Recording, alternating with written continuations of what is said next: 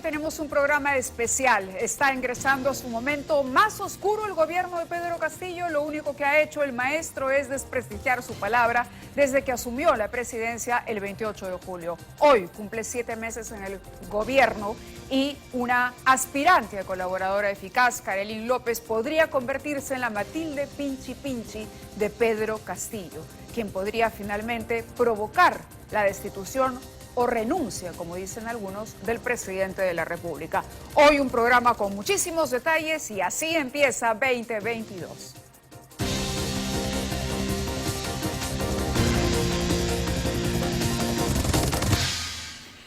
Muy bien, y el noticiero terminaba con esta información de último minuto. El presidente aceptó la renuncia del ministro de Transportes, Juan Silva. Esto ha sorprendido a los congresistas porque prácticamente la suerte del ministro estaba echada en el Parlamento. Vamos a enlazarnos de inmediato con uno de los protagonistas de la información.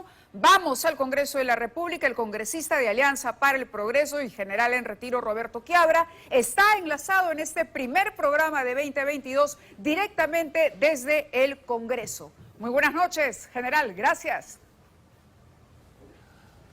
Mávila, gracias a ti, gracias por dar inicio a tu nuevo ciclo 2022 desde 24 horas en Canal 5 conmigo en un momento, como tú bien señalas, de gran crisis política en nuestro país. Usted le ha pedido desde hace varias semanas, si no un mes, al presidente que renuncie. ¿Cómo toma en este momento lo que ha ocurrido con el ministro de Transportes? El ministro de Transportes hace unas horas nada más negaba cualquier posibilidad de irse del cargo, aseguraba su inocencia y hace unos minutos el presidente acaba de admitir que se va y que él acepta la renuncia de Silva.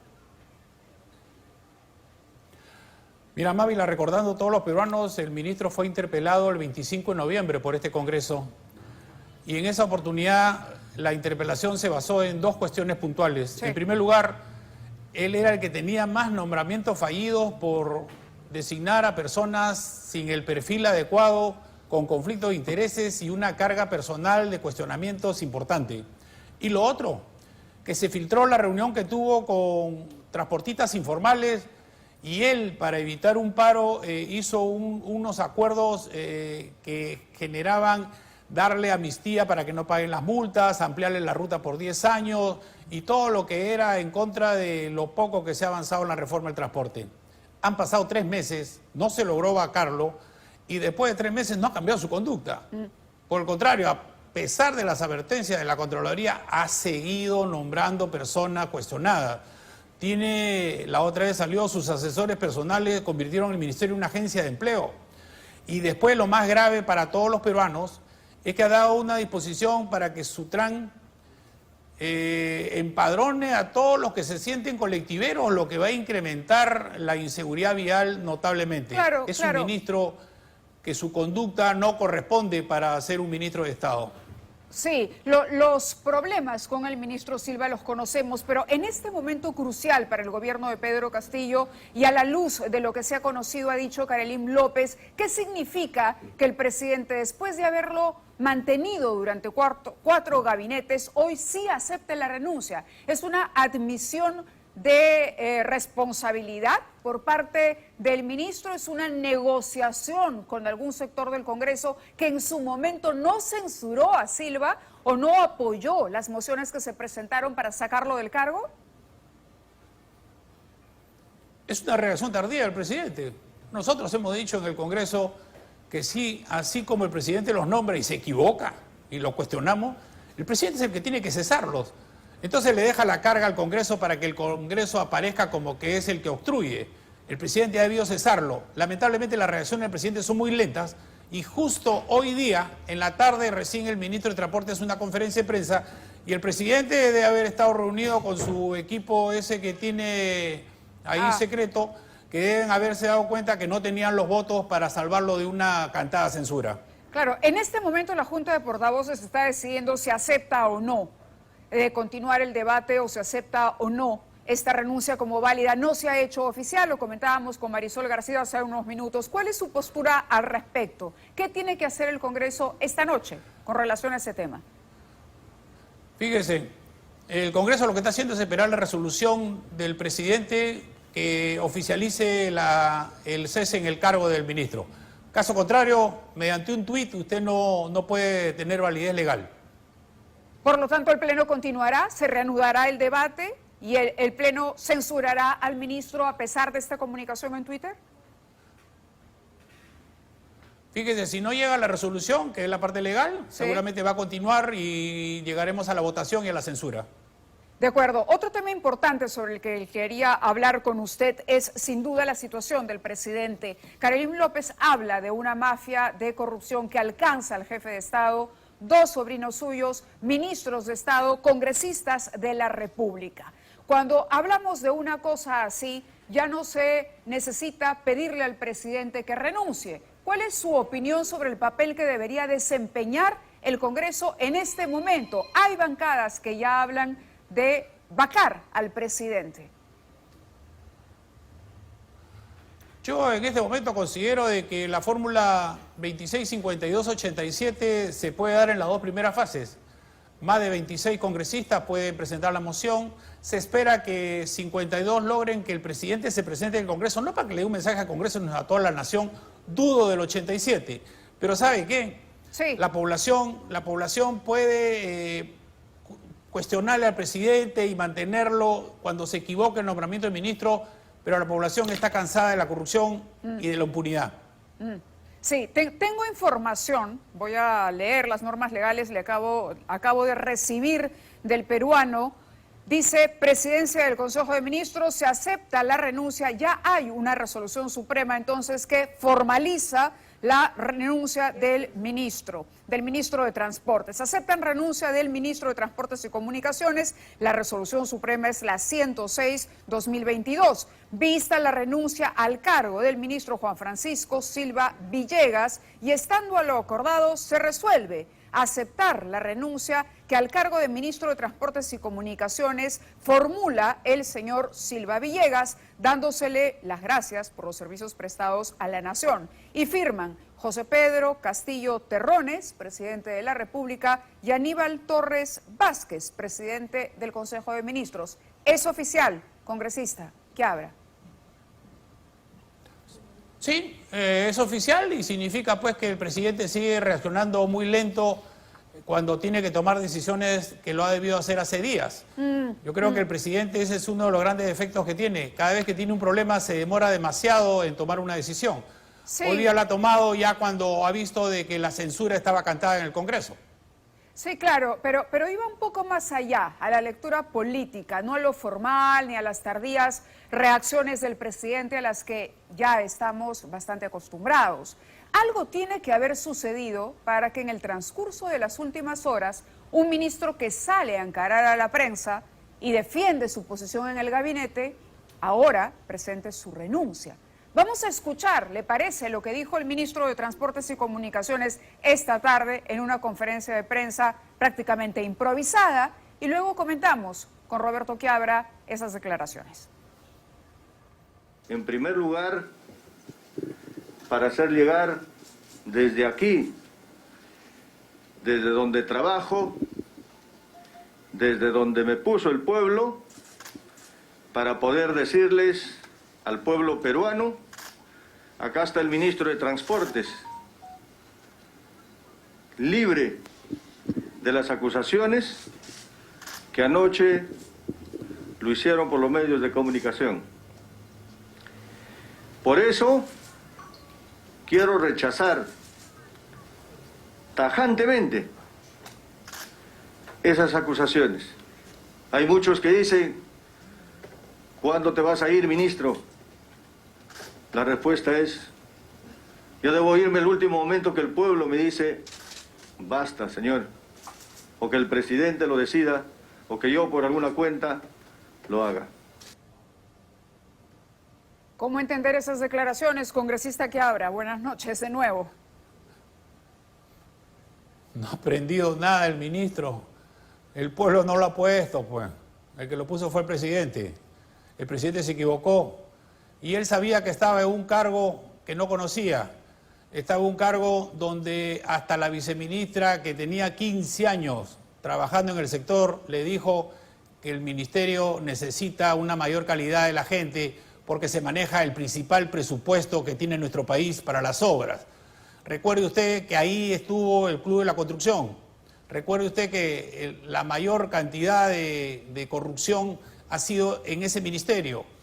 Entonces no puede venir a decir que el pueblo lo puso. Para que vean ustedes, bien desubicado el ministro. En buena hora el pueblo lo ha sacado, que es el pueblo que tiene el Congreso.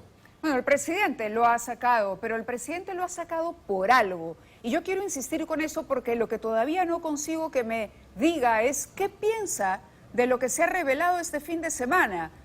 Digamos, ¿es importante lo que ha dicho Carolyn López? ¿Va a ser decisivo para el futuro del gobierno de Pedro Castillo o no? ¿Qué siente usted? Yo siento que la Fiscalía tiene que tomar mayor acción. La Fiscalía está demostrando mucha pasividad, mucha lentitud. Correcto. Y aquí estamos hablando no de un funcionario de segundo o tercer nivel, sino del presidente de la República. Y la Fiscalía tiene que corroborar, empezar a corroborar todo lo que ha señalado la que se ha acogido a la delación premiada. Si usted me dice qué significa este cambio del ministro de Transporte, sí, que ha sido uno de sus alfiles, junto con Iber Maraví y con Gallardo, yo le digo, si lo cambia el ministro de Salud mañana, y si cambia el ministro de Energía y Minas y el de Justicia mañana, podríamos decir que el presidente está reaccionando. Pero si el presidente va a reaccionar porque ya sentía perdido al ministro por la censura en el Congreso, no está aprendiendo nada y no está reaccionando. Claro, esperemos que el eso presidente voy, el día de mañana voy. diga correcto, ya aprendí antes del 8. Sí. Pero ¿usted cree que el presidente va a aprender? Usted le ha pedido que renuncie al presidente. Quisiera invitarlo a escuchar a Aníbal Torres lo que dijo acerca del presidente y acerca de las investigaciones. Usted acaba de aludir a la Fiscalía y dice que la Fiscalía se demora. La Fiscalía señala que no puede, en el ejercicio de la gestión del señor Castillo, investigar al presidente o investigarlo, pero tampoco acusarlo. Él tiene un blindaje legal.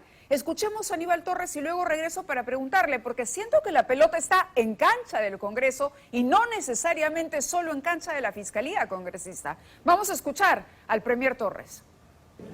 Pedro Castillo no es el ladrón de aquellos ladrones que le quieren comprometer en actos de corrupción.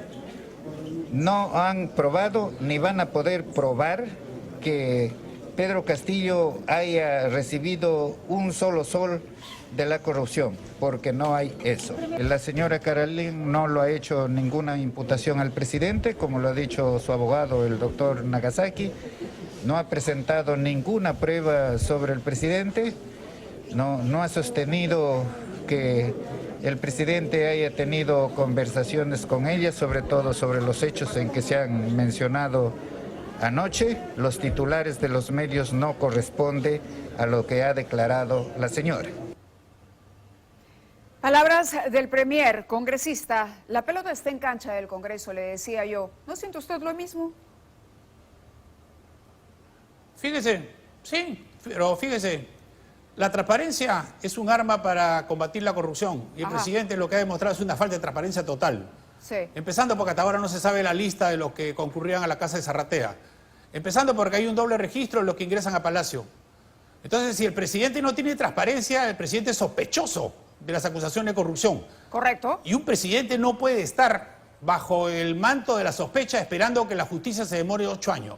El Congreso sí, pero el Congreso en este momento, yo lo digo, 26, 52, 87, no llegamos al 87 y también es una realidad. Correcto, entonces usted diría que es un problema de que no se alcanzan los votos y que el Congreso está blindando al presidente en el cargo. Un sector del Congreso que tiene que darse cuenta que a la población no le gusta que se blinde a los corruptos. Ajá. Un pero sector que usted, tiene que cambiar. ¿Usted Y ese qué sector piensa? tiene que cambiar con su voto, Correcto, no con lo pero que dice. Está bien, Hay congresista muchos congresistas Quiebra, que dicen muchas cosas, pero votan diferente. Correcto, pero ¿qué opina usted? ¿Hay mérito para vacar a Castillo o no hay mérito para vacar a Castillo? Porque lo que se escuchaba este fin de semana es que lo trascendido por las declaraciones de Carolyn López era más que suficiente para llegar a una incapacidad moral. ¿Es esto una incapacidad moral? Hay funcionarios que se van del Estado por malas designaciones. Hay reuniones en oficinas no esclarecidas, oficinas paralelas del presidente. Recibe a una lobista que le paga hasta los mariachis. ¿Tiene o no causal de incapacidad moral el presidente Castillo? Fíjese, para hacer un listado de factores que hacen que el presidente esté en una permanente incapacidad moral, nos faltarían páginas. El presidente de sobra reúne esas condiciones, esa es una. Lo otro son los votos. Lo que está faltando son los votos. Correcto. Lo que pasa es que los congresistas que todavía no están tomando una decisión tienen que darse cuenta qué más pruebas que tienen. Otra cosa, la permanente incapacidad moral lo hace el Congreso como una cuestión política, no judicial. Por eso. No podemos tener un presidente con falta de transparencia, un presidente que nos ha llenado de vergüenza cuando un canal internacional le ha dicho de que no está capacitado para gobernar el país. Qué vergüenza para todos nosotros que tengamos un presidente así. Correcto, congresista Quiabra, sé que tiene que ir a votar al Pleno, sé que lo están llamando y que el tiempo es corto, le iba a preguntar por la posición de su bancada, pero entiendo cuál es su posición y cuál también es el problema en el Congreso de la República si se quiere tomar una decisión con relación a la permanencia de Castillo o no. Un proceso judicial en este país toma mucho tiempo, corroborar la versión de Carolyn López va a tomar muchísimo tiempo también. Y es por eso que le decía yo, la pelota está en cancha del Congreso. Mantenemos a Castillo a pesar de todas las dudas. ¿Está la ciudadanía dispuesta a tener todavía en la presidencia a Pedro Castillo a pesar de las imputaciones, de las sospechas, de las malas designaciones y de una aprobación que se desmorona y de un fracaso en la gestión? Esa es la pregunta que nos hacemos los peruanos, congresista Quiabra, y le agradezco que haya sido nuestro primer invitado esta noche. Un primer programa, vendrán muchos más. No, gracias, Mávila. Yo solamente quisiera terminar diciendo que el escudo de la humildad ya no le sirve al presidente. Los humildes no son ni incompetentes ni corruptos. Ya no tiene ese escudo el presidente. El presidente ahora es responsable de sus actos. Gracias, Mávila, y un éxito en tu nuevo programa. Gracias a usted. Era el congresista Roberto Quiabra desde el Congreso de la República, que en este momento es el epicentro de la noticia. Aquí en 24 horas, en 2020.